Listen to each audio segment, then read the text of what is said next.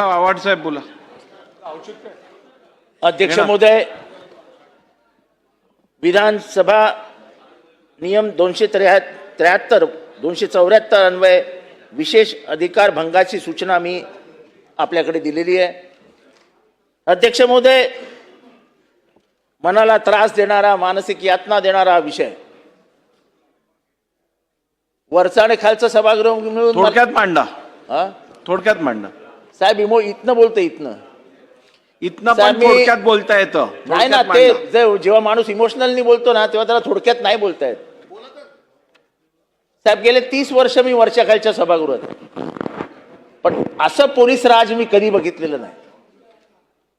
भुजबळ साहेब, मी विधानसभेत विषय मांडला, मी नाही मांडला. ड्रग्जवरनं विषय येत गेला आणि चर्चा सुरू झाली. माननीय मुख्यमंत्री बसलेले होते. मी चर्चेच्या अंती असं म्हटलं की तुम्हाला जर ड्रग्जवरती ताबा मिळवायचा असेल आणि कमी करायचे असतील तर त्या संबंधित एरियामधल्या पोलीस स्टेशनच्या इन्चार्जला जबाबदार धरा. कारण का शेवटी हे सगळं त्याच्याकडे असतं. माहिती आली, हे आलं, ते आलं, कारवाई झाली. एखाद्या पोलीस स्टेशनवरती कारवाई झाली तर मग कोणतरी हवालदार, कोणतरी PSI बळी द्यायचा आणि सगळं रफादफा करून टाकायचं. आता त्यांना आमच्या इथे बसलेले जे शिंदे सरकार आहे, सरकार, त्या शिंदे सरकारला वाटलं की मी त्यांच्या विरुद्ध बोललो. तर मी बोललो होतो की महाराष्ट्रामध्ये असा कायदा करा, असा एक आदेश काढा की जो कोणी police inspector incharge of the police station असेल त्याच्यावरती कारवाई केली जाईल, त्याला या ड्रग्सच्या संदर्भात जबाबदार धरलं पाहिजे. It was a general statement. त्यांनी ते वैयक्तिक घेतलं.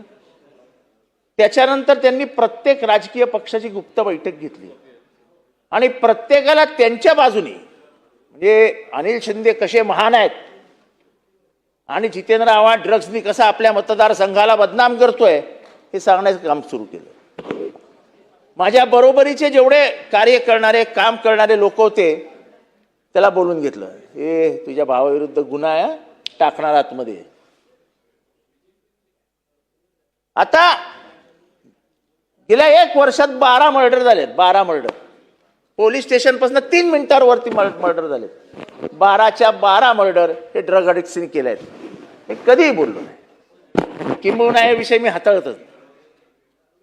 आमच्या इथे ड्रग्स ज्या पद्धतीने आत घुसलेत त्याच्यामध्ये त्यांचा सहभाग नाही असं मी म्हणतही नाही आणि कधी म्हणालोही नाही. पण अध्यक्ष महोदय, हा कुठला पोलीस राज की जितेंद्र आव्हाड विधानसभेमध्ये बोलले ते मलाच बोलले आणि म्हणून त्यांना राजकीय दृष्ट्या मी अडचणीत आणू शकतो. कारण का मी इथला इन्स्पेक्टर आहे. तो काय बाप आहे काय? तो काय आमदाराचा बाप आहे? 1 लाख मतांनी निवडून आलोय साहेब मी. 1 लाख मतांनी. इथे जखम देणार आहे. स्वतः मुख्यमंत्री समोर बसलेले असताना मी हे बोललोय. 12 मर्डर होतात. ते 12च्या 12 मर्डर हे ड्रग अडिक्ट्सने केलेत. रमजानच्या महिन्यामध्ये एक फायरिंग होतं. दिल्लीमधनं 6 मर्डर केलेला आरोपी मुंबऱ्यामध्ये 6 महिने राहिलेला. तो एका पोराच्या घरी जातो, त्याला आवाज देतो आणि त्याच्यानंतर 60 गोळ्या फायर करत रस्त्यावरनं चालत निघून जातो. शांत बसतोय आम्ही. कारण का आम्हाला माहिती आहे, आम्ही जरी बदलीची मागणी केली तरी काय होणार नाही. कारण का त्याचं क्रेडिट एवढंच आहे, तू जितेंद्र आव्हाडच्या विरुद्ध काम कर. तिथे आमचा आमदार नाहीये, तू आमदार आहेस. साहेब, डेमोक्रेसीला हे घातक आहे. ठीक आहे आवाड साहेब, मी तुमचा हक्कभंगाचा प्रस्ताव वाचलेला आहे. तुमचा हक्कभंग नेमकं कोणाविरुद्ध आहे हेच तुम्ही उल्लेख केला नाही. पोलीस इन्स्पेक्टर, मी माझ्या आता मुखाने सांगतोय. मुंब्रा पोलीस ठाण्याचे वरिष्ठ पोलीस निरीक्षक.